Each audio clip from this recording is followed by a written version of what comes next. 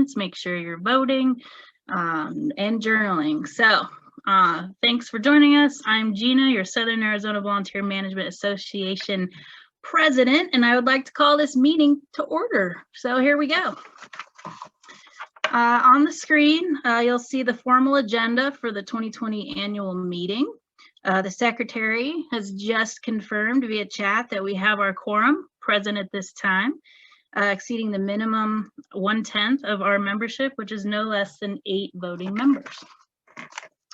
Again, members, you should have received a link to vote online or in the chat during the announcements for the slate of officers and directors for 2021.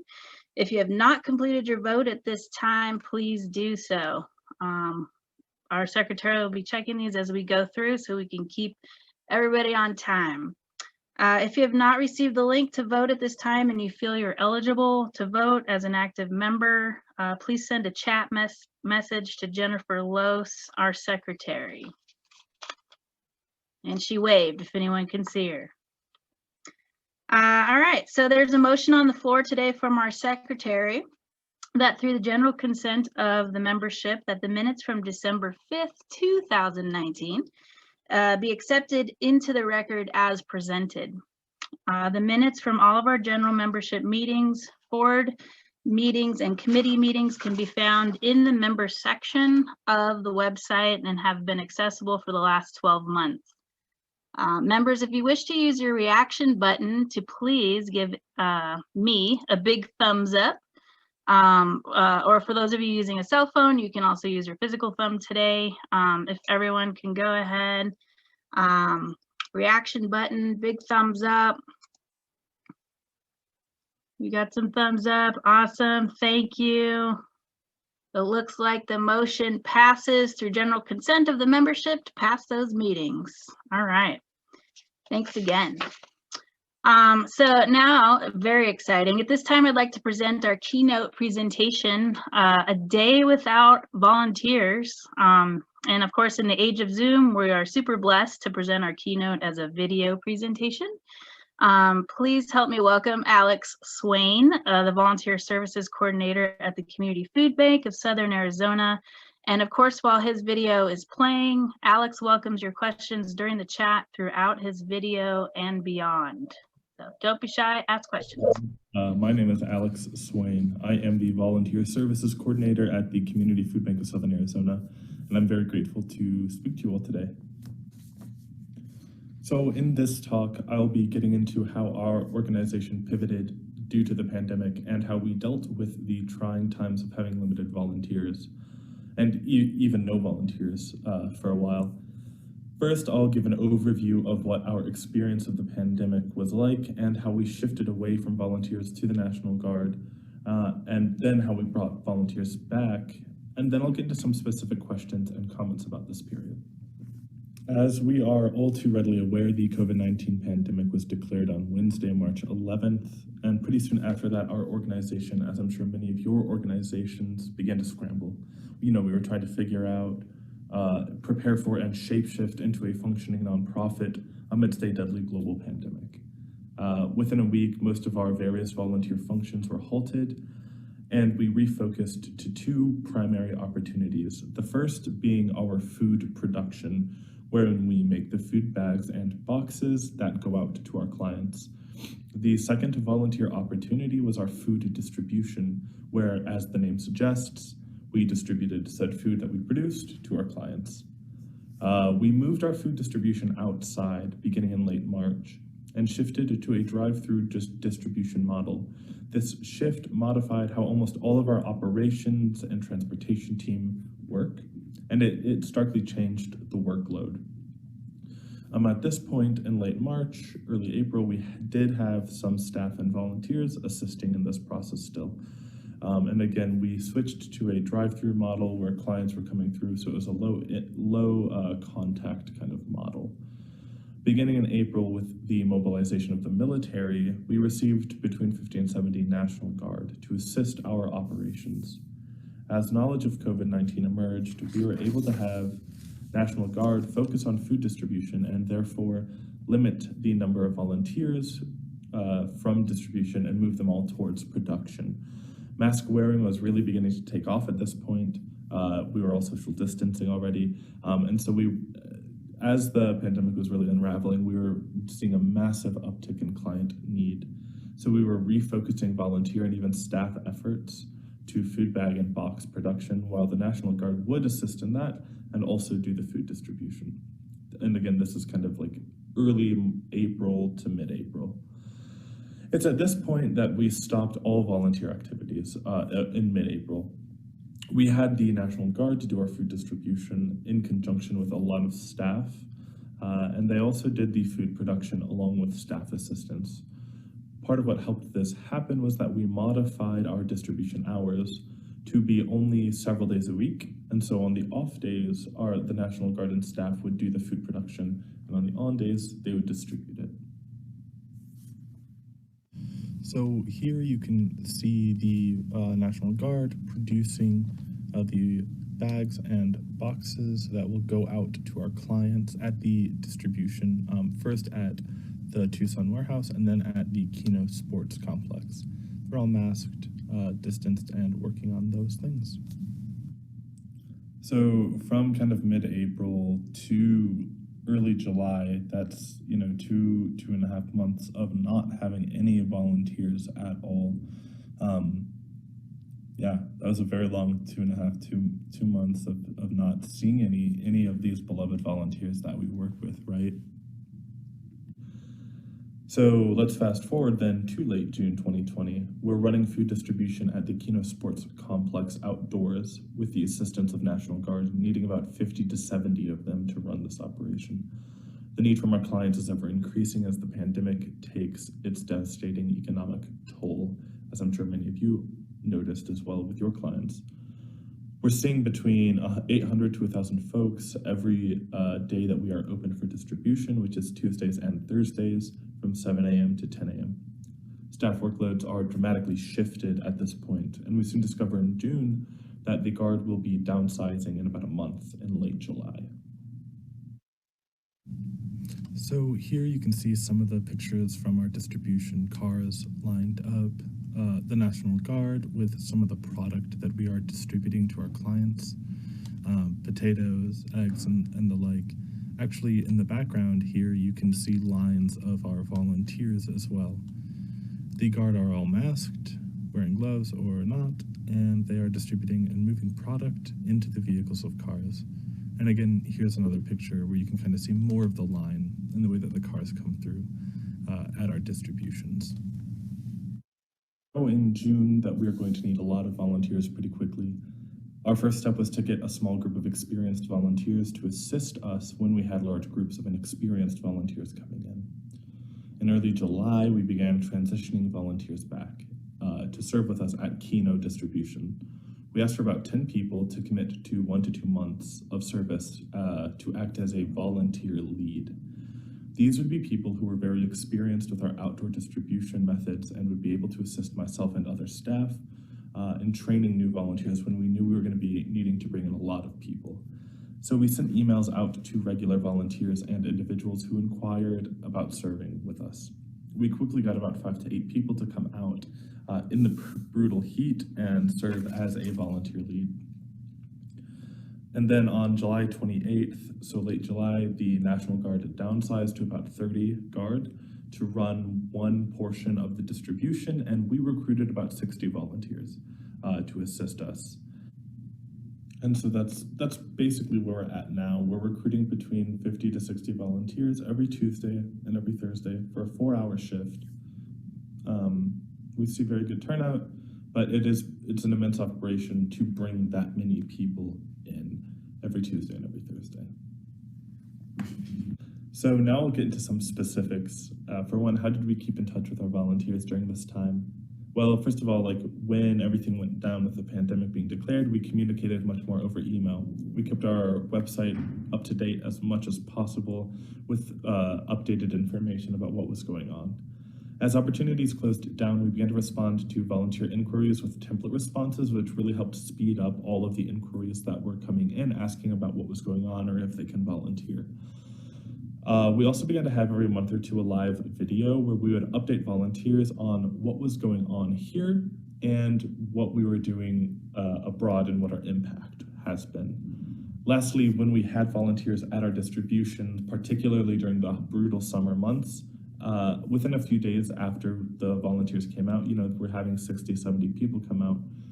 I would send them information on the number of clients that came out and the tens of thousands of pounds of food that they moved, and the impact that they had on the community in that way. And I think that connected a lot of them and their labor and time with a direct impact, seeing those numbers. And I think that type of communication really, really proved helpful and strengthened the resolve of a lot of volunteers to keep with us, which was wonderful to see.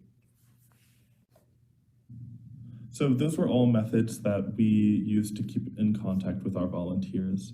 But another question might be, what was it like working with the National Guard? And for that, it was amazing. Having a organized, experienced, steady labor force was really, really helpful during everything. But there were some challenges, right? Like learning how to ask the National Guard to do something if we were stretched thin on volunteers. There was a learning curve because we had to go to operations had to go to the sergeant, then the sergeant can assign, one or two or however many we ask for National Guard from their current position to the new thing that we need them to do. In addition, there were a few occasions where, like, in the middle of a distribution, the Guard got pulled, or like half of them got pulled to go do something else, suddenly leaving us just like very short-handed. And so that happened a couple of times, and all in all, it's fine, but it definitely keeps you on your toes. And also their contracts are renewed like every month or two. And so there's always these few weeks at the end of a contract period where you're like, do we have Guard? Do we need to recruit for a bunch of volunteers? Like, what are we gonna do? Which requires a lot of communication between departments and stuff. But by and large, it's been amazing working with the National Guard. So that's mostly a wrap, a bit about our organization and our work during the pandemic and what it's been like working with the National Guard when we did not have, and even when we did have, volunteers. I hope this was somewhat interesting, and I hope that I get to meet many of you really soon. Again, my name is Alex Swain. I'm the Volunteer Services Coordinator at the Community Food Bank. Thank you, everyone. Thank you, savma. Goodbye. Thanks, Alex. Great presentation.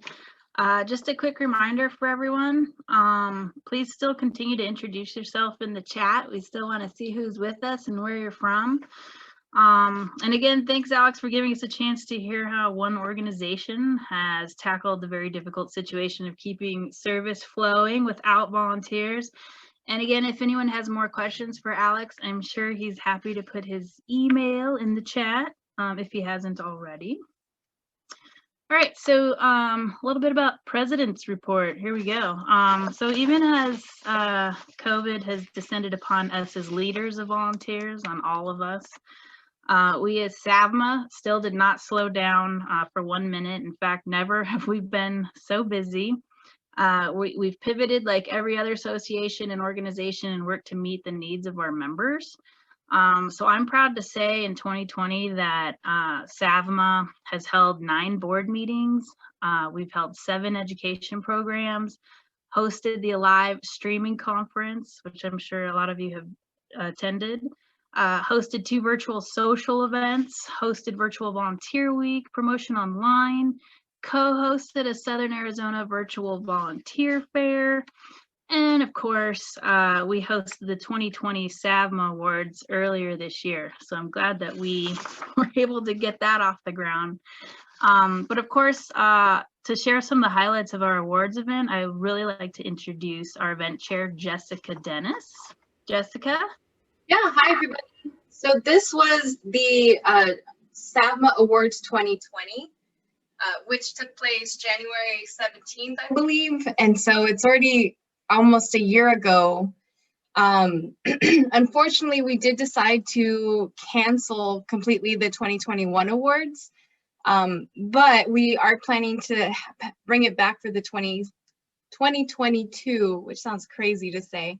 But just to give you an idea, if you didn't participate, these are some of the photos. We got to We had a keynote speaker named Dana Litwin. She is with Alive, and she's a national speaker who came and spoke for a few minutes. And then we also got to award Tori, who won the Alive Better Impact Award. So she's there with her son. I don't know, you can't see my arrow, but she's the first picture with her award there. Thank you. Thanks, Heidi. Yeah, so she's there getting awarded, and we had 23 community recognitions for volunteerism. That means that organizations, whether nonprofit, business, or corporate, they could come in and recognize one person that's just gone above and beyond for volunteering. So they came up on stage, they received their little award, and then we also had 6 major awards, and yeah, so like Volunteer of the Year for all of Southern Arizona, and Corporate Volunteerism Award, things like that. And so I can't name them all off the top of my head, but they were all really great. And so these are just some of the photos of the event. You can see all of the winners on our website if you go to savma.org, and you can see past events and our SAVMA awards, and you'll see what we were able to do. So overall, it was just, it was our second year doing the awards. We had an additional 100 attendees from our first year, and we had a lot more. We just knew what we were doing a little more, because we had, for the first one, we had like 2 or 3 months to put it together, and it was great.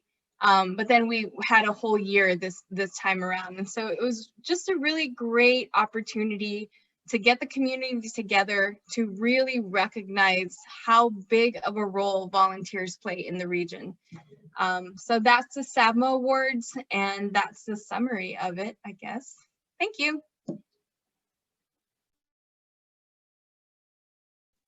All right, we're gonna hear from Alexi next, our treasurer.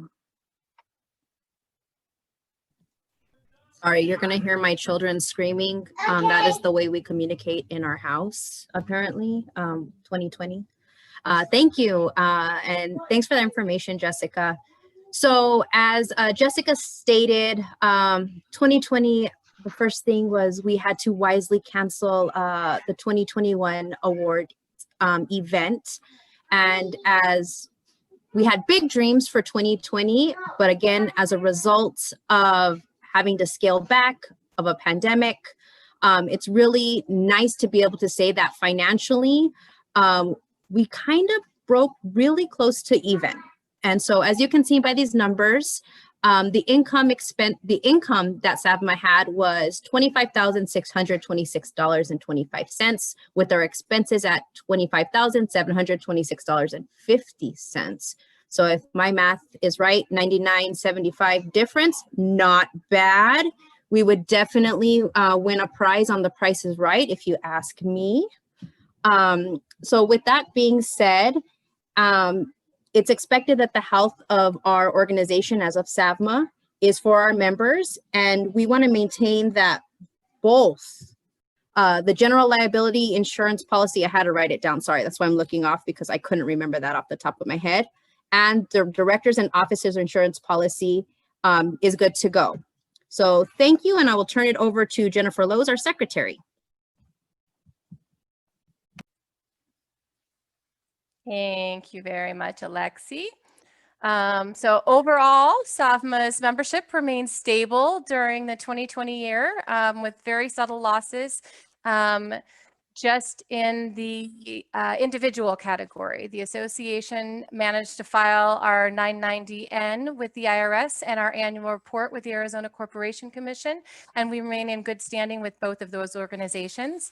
And at this time, I'm going to go ahead and pass this back to, and you can see the numbers on the screen for where we stand with each of the memberships at this point. And I'm going to pass this back to our president, Gina. All right. Thank you, Jessica, Alexi, and Jennifer, and of course, all the other board members of 2020. This has definitely been a very challenging year. And I, for one, am extremely grateful for your time and talent on this board, your continued support of this organization throughout the year has been nothing but short of amazing, considering all the crazy stuff, right? And all your busy schedules. And you know what? I'd also like to take this time to say that we have 3 outgoing board members. Not that they're outgoing and fun. No, I'm just kidding. Not that they're like, you know, outgoing and friendly, but outgoing leaving us, which is a darn shame because we love them. But we have, of course, Diane Diamond, Jill Labrie, and Jennifer Lose, who are leaving us this year. So please join me in saying, you know, give them a huge thank you, whether you do it on chat or however you want to do it secretly so no one can hear you because you're on mute or make a face, whatever. I just want to say, though, that to all 3 of you, though, you definitely have made a lasting impact on the work that we do, that you do. You've definitely supported each other and others around you, and it's truly an honor working with all of you, all 3 of you. And of course, please don't be strangers because we need our passwords back, so don't forget. But seriously, thank you guys. All right, this is like big time right now. Jennifer, did the slate pass?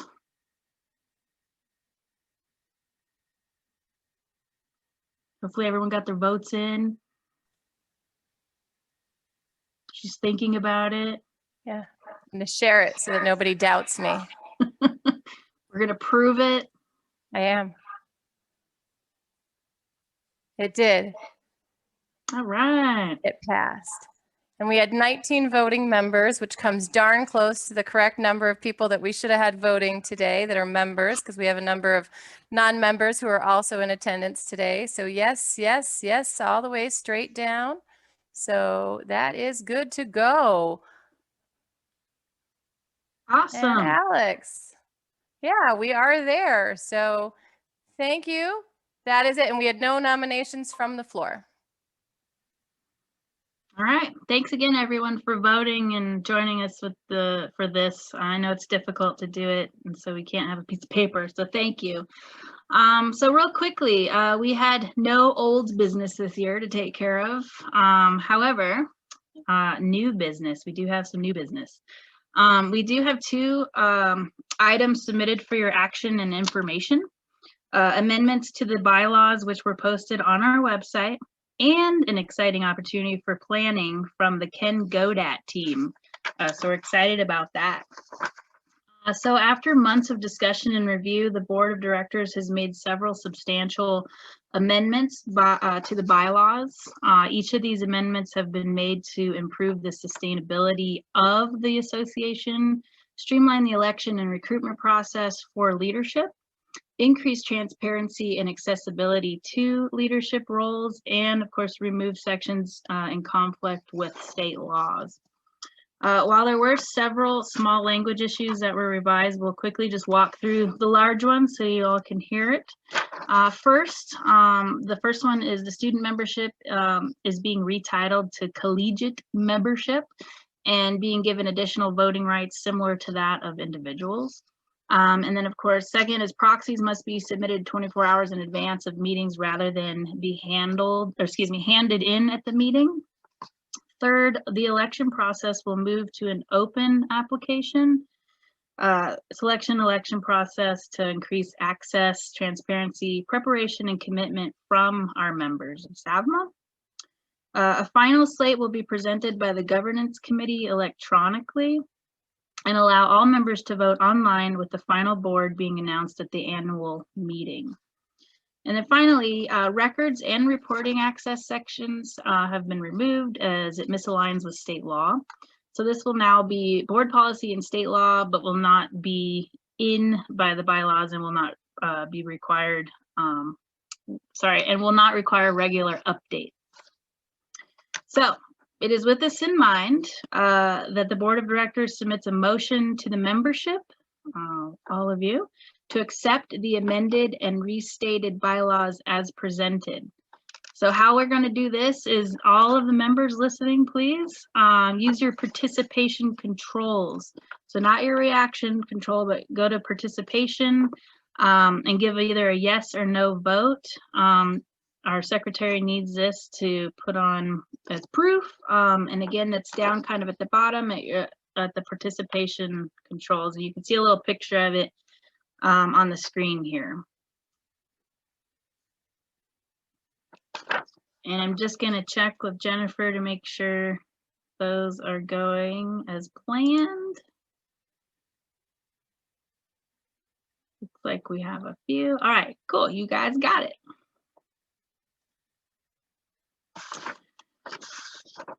All right, so our final bit of new business for the 2020 annual meeting is to share a really exciting opportunity, exciting for us for SAVMA and for members. So we accepted the Ken Godat design team is offered to work with SAVMA pro bono on some strategic planning and branding exploration. This will involve interviewing current members and community leaders about our work. So they will explore similar organizations and help us identify our future direction. SAVMA is moving in a really great direction. And again, in spite of all that's happened this year, you know, fingers crossed things are going to go better next year, but we're excited about our future direction and where we're going to go with this. So some of you might be tapped into be sharing in this work, so stay tuned. Is there any other business at this time? I think we need to unmute people for that, Okay. unless they want to shout it out on chat, but let's see, tap this button and unmute themselves. Thank you. And we're running so far ahead of schedule.